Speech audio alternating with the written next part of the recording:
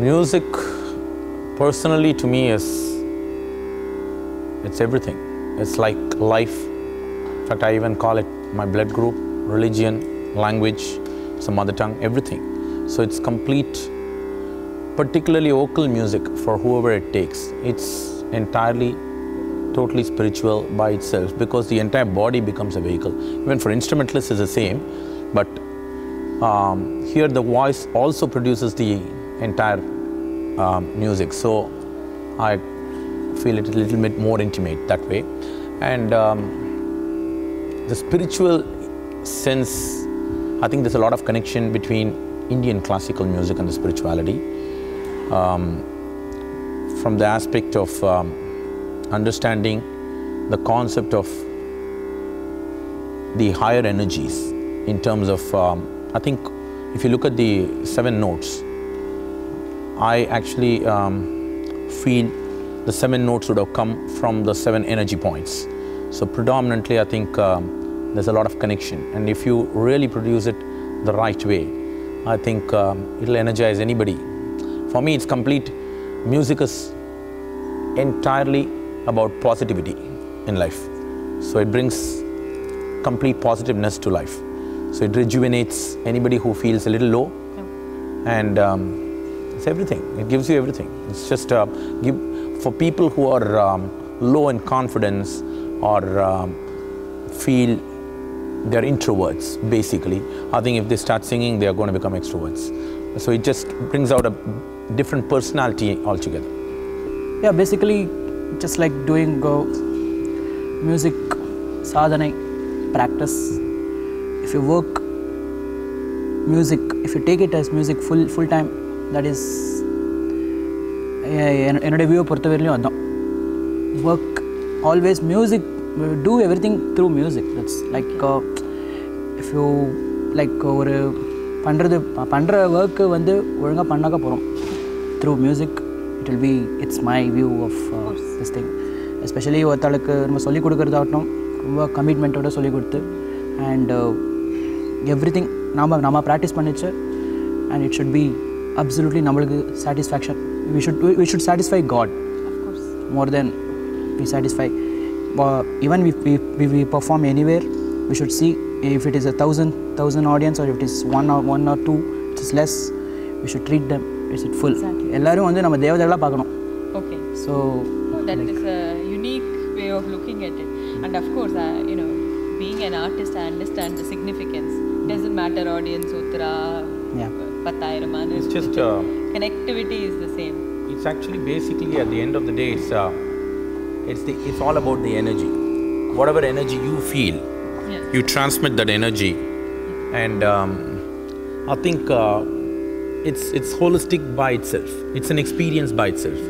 So for those who are into yoga and other things, I think they are more what I call as, you need concentration for those.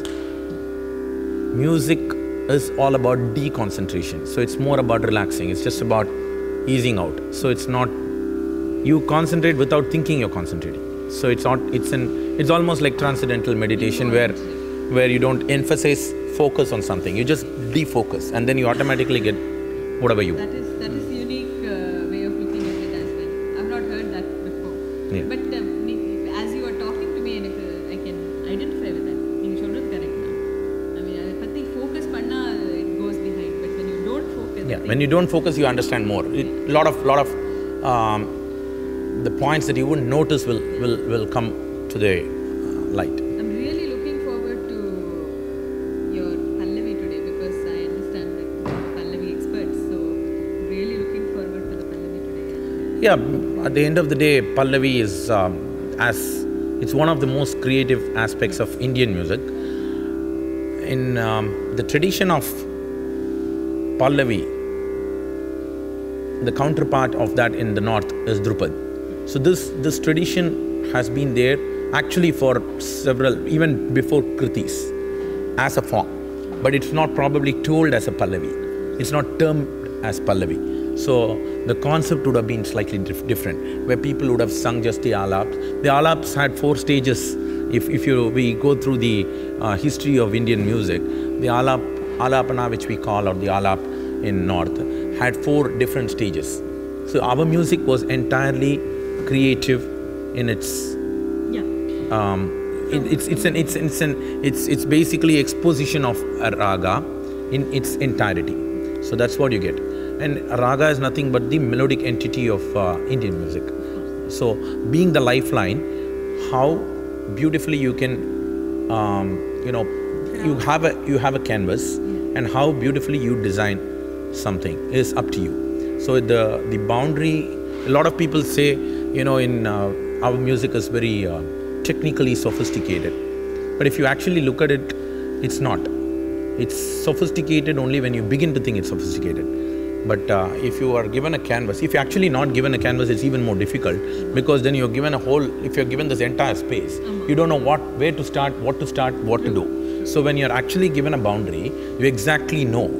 Now, if I know that I have the visa only here, I'm not going to go to France or somewhere else where I'm not allowed to go. I would restrict myself within this region. But within this region, what all I explore is the best aspect of our music. And that's the greatness of thing. And a Pallavi gives you that entirety. A Pallavi also brings the best out of the rhythm. It brings a balance between the melody and the rhythm.